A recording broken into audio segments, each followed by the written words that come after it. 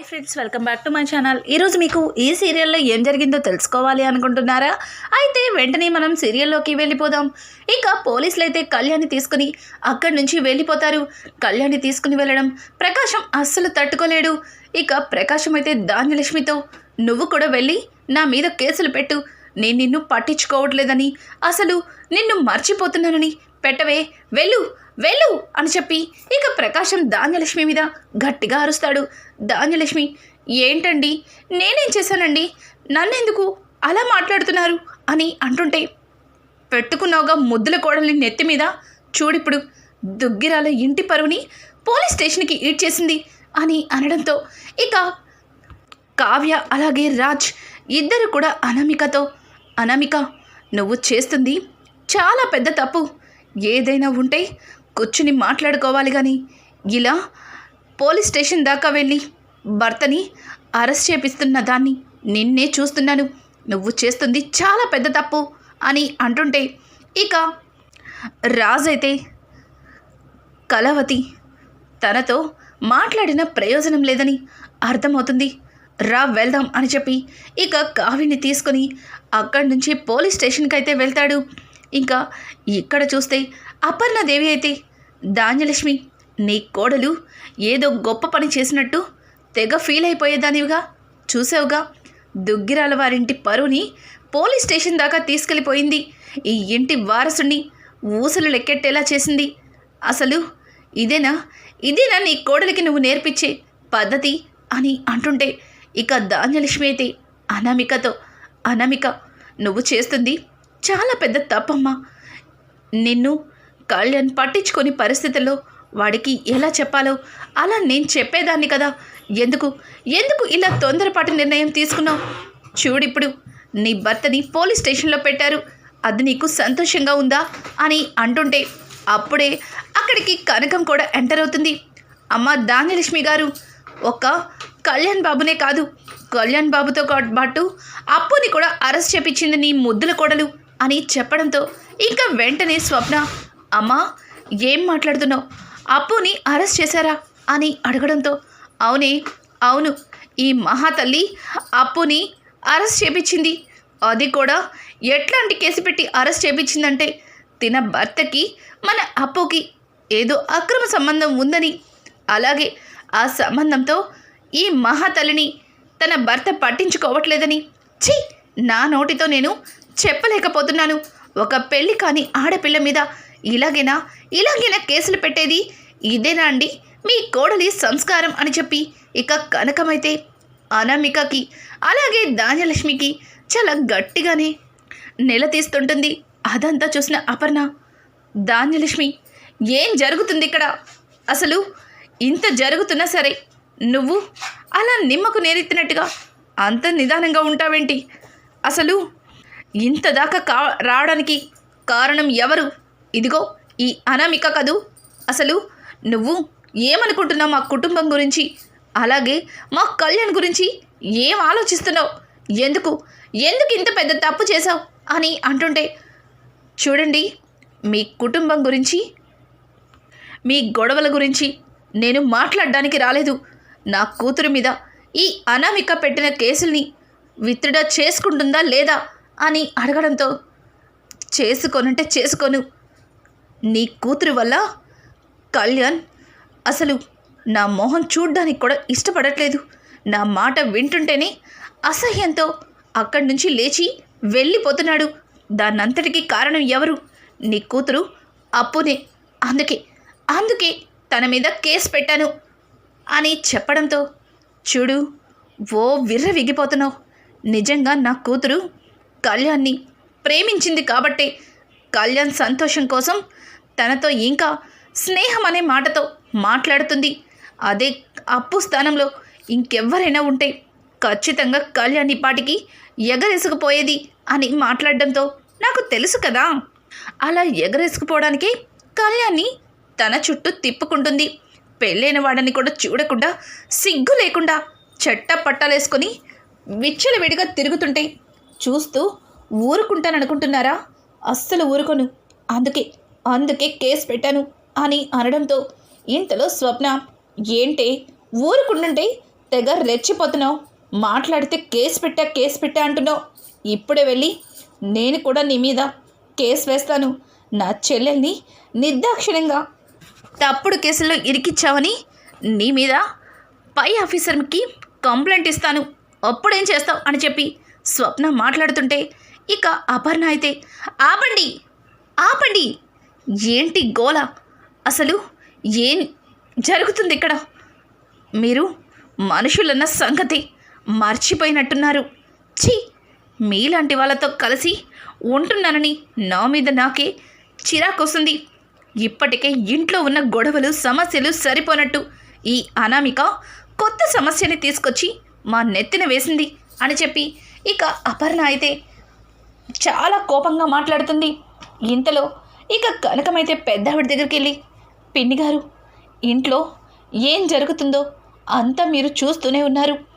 అనవసరంగా నా కూతురు మీద పెద్ద పెద్ద అబండాలే వేశారు. ఇప్పుడు నా కూతురికి పెళ్ళి ఎలా అవుతుంది?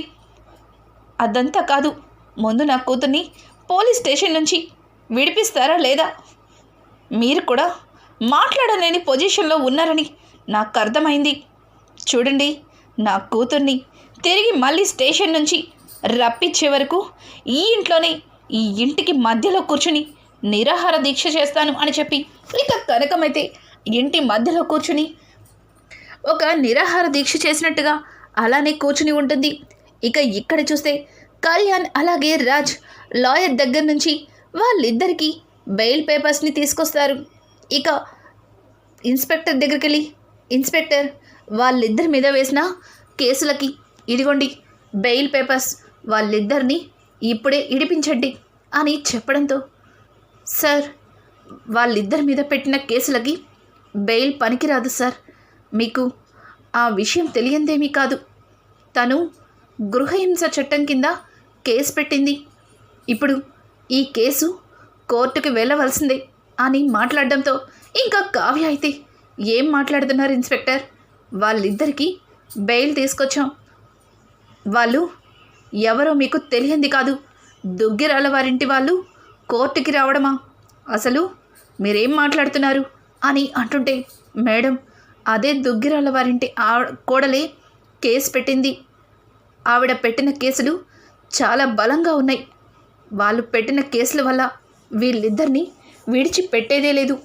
ఖచ్చితంగా కోర్టుకి వాళ్ళని అటెండ్ చేయాల్సిందే అని చెప్పడంతో ఇక రాజైతే, ఏం మాట్లాడుతున్నారు ఇన్స్పెక్టర్? బెయిల్ కూడా పనికిరాదు అంటే ఇప్పుడు వీళ్ళని అని అంటుంటే, సార్, ఇలా చెప్తున్నానని తప్పుగా అపార్థం చేసుకోవద్దు. మేడం గారు, వీళ్ళిద్దరి మీద పెట్టిన కేసులు చాలా బలంగా ఉన్నాయి. వాటిని ఆ మేడం అంతటా మేడమే విత్డ్రా చేసుకోవట్లేదే వీళ్ళిద్దరిని వదిలిపెట్టడం కుదురుతుంది. లేకపోతే వీళ్ళని కోర్టుకి అటెండ్ చేయాల్సిందే అని చెప్పడంతో ఇక కావ్య అయితే, ఏవండి, రండి, ఒక్కసారి రండి అని చెప్పి ఇక రాజ్ని అక్కడి నుంచి బయటకైతే తీసుకెళ్తుంది. రాజ్, ఏమైంది కళావతి? ఇన్స్పెక్టర్తో మాట్లాడుతున్నాను కదా అని అంటుంటే, చూడండి, ఆ ఇన్స్పెక్టర్తో ఎంత మాట్లాడినా సరే మనం అనుకున్నట్టు కళ్యాణ్ని, అప్పుని బయటికి తీసుకురాలేం. ఎక్కడికి వెళ్ళాలో నాకు బాగా తెలుసు, రండి అని చెప్పి ఇక రాజ్ని తీసుకొని అనామిక వాళ్ళ పుట్టింటికి వెళ్తుంది. అక్కడ అనామిక వాళ్ళ అమ్మ నాన్న కావ్య రాజ్ని చూసి ఒక్కసారిగా షాక్ అవుతారు. ఎందుకంటే అనామిక ఇంత పని చేసిందన్న సంగతి వాళ్ళకు కూడా తెలీదు. ఇక సుబ్రహ్మణ్యం అయితే రాజ్ని చూసి, బాబు, ఏంటిలా వచ్చారు? రండి బాబు, రండి, కూర్చోండి అని చెప్పి వాళ్ళకి మర్యాదలు చేస్తుంటే, కావ్య, చూడండి, మేం మీతో మర్యాదలు చేయించుకోవడానికి రాలేదు. మీ అమ్మాయి అనామిక ఏం చేసిందో మీకు తెలుసా అని అడగడంతో, ఏం చేస్తుంది? అత్తగారింట్లో కోడలి స్థానాన్ని వెలగబెడుతుంది. దానికి మమ్మల్ని అడగడం దేనికి అని చెప్పి ఇక అనామిక తల్లి కావ్యతో కోస్త ర్యాష్గా మాట్లాడుతుంది. కాదు, మీ కోడలు, మీ కూతురు మా కళ్యాణ్ మీద కేసు పెట్టింది. అది కూడా చాలా నీచమైన కేసు. అప్పుని, కళ్యాణ్ని స్టేషన్లో పెట్టారు అని చెప్పడంతో, ఓ, పెట్టారా? అయితే ఇప్పుడు అర్థమైంది మీ ఇద్దరు ఎందుకు వచ్చారో. ఏ, మా అమ్మాయి చేసిన దానిలో తప్పేముంది? ఆ అప్పుకి ఎన్నిసార్లు వార్నింగ్ ఇచ్చినా అస్తమానం మా అల్లుడితోనే తిరుగుతుంది, ఇలా అయినా బుద్ధొస్తుందేమో అని చెప్పడంతో చూడండి వాళ్ళిద్దరి మధ్య ఎట్లాంటి బంధం ఉందో మీ అందరికీ తెలుసు. కానీ కావాలని మీరు కూడా మీ అమ్మాయిలాగే మాట్లాడద్దు. చూడండి ఇప్పుడే చెప్తున్నాను, మర్యాదగా మీ అమ్మాయి స్టేషన్కి వెళ్ళి కేసుల్ని విత్డ్రా చేసుకోకపోతే తరువాత పరిణామం ఇంకొకలా ఉంటుంది, మేము ఇంకొక దారిలో నుంచి వెళ్ళవలసి ఉంటుంది అని చెప్పి కావ్య మాట్లాడుతుంటే ఏంటండి బెదిరిస్తున్నారు? తన కాపురాన్ని నిలబెట్టుకోవడం కోసం ఏదో దాని ప్రయత్నం అది చేస్తుంది, కానీ మీరేంటి మమ్మల్ని బెదిరిస్తున్నారు? కావాలంటే వెళ్ళి అనామికనే అడగచ్చు కదా, కళ్యాణ్ని అనామిక కాళ్ళు పట్టుకోమని చెప్పచ్చు కదా అని అనడంతో ఇక పక్కనే ఉన్న రాజ్, ఏవండి మీరు చాలా తప్పుగా మాట్లాడుతున్నారు. కళ్యాణ్ అనామిక కాలు పట్టుకోవాలా? ఎందుకు పట్టుకోవాలి? కళ్యాణ్ ఏ తప్పు చేశాడని పట్టుకోవాలి? అసలు మీరేం మాట్లాడుతున్నారో మీకేమన్నా అర్థమవుతుందా? తప్పు చేసింది మీ అమ్మాయి. అనవసరంగా వాళ్ళ చెల్లెల్ని మా తమ్ముణ్ణి స్టేషన్లో పెట్టించి చాలా పెద్ద తప్పు చేసింది. ఒక్కసారి మీకు జరిగినవన్నీ మర్చిపోతున్నారేమో, గుర్తు చేసుకోండి అని అంటుంటే నేను గుర్తు చేస్తానండి, ఏం పర్వాలేదు. అసలు అనామికకి కళ్యాణ్కి పెళ్ళి ఎలా జరిగిందో మీకు తెలియందే కాదు, రిసార్ట్లో ఏం జరిగిందో మర్చిపోయినట్టున్నారు అని చెప్పి కావ్య ఒక్క క్షణం ఇక అనామిక వాళ్ళ అమ్మ నాన్నకి జరిగింది గుర్తు చేస్తారు. ఇంకా అనామిక వాళ్ళ నాన్న అయితే వాళ్ళ అమ్మతో ఏంటిదంతా? అసలు ఎందుకు అనామిక ఇలా చేసింది? ఇదంతా కూడా ఆ కుటుంబంలో అందరి ముందు బయట పెడితే తరువాత అసలు మనం తలెత్తుకోగలమా? ముందు ఆ ఇంట్లో కోడలి స్థానంలో అనామిక ఉంటుందా? అదంతా మర్చిపోయి అనామిక ఎందుకు ఇంత తప్పుగా ప్రవర్తించింది? కళ్యాణ్ బాబు మాట వినకపోతే వినేలాగా చేసుకోవాలి, కానీ ఇలా స్టేషన్కి ఎక్కడం ఏంటి? అసలు చూడండి అమ్మా, నేను అనామికతో మాట్లాడతాను, ఖచ్చితంగా కేసులని విత్డ్రా చేసుకోమని నేను చెప్తాను, మీరు ఇంటికి వెళ్ళండి అని చెప్పడంతో చూడండి మేమింటికి వెళ్ళడం కాదు, ఖచ్చితంగా అనామిక అప్పు కళ్యాణ్ని తీసుకొని ఇంటికి రావలసిందే అని అనుకుని అక్కడి నుంచి కావ్య ఇక ఇంటికి బయలుదేరుతుంది.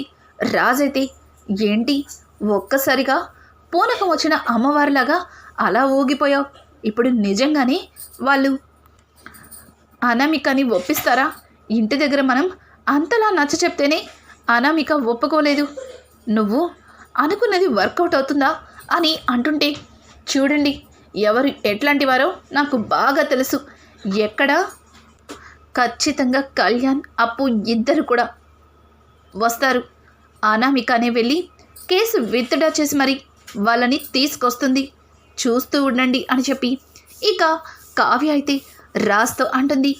ఇంటికి వెళ్ళేసరికి అనామిక ఇంకా కళ్యాణ్ అలాగే అప్పులని తీసుకొని అక్కడికైతే వస్తుంది.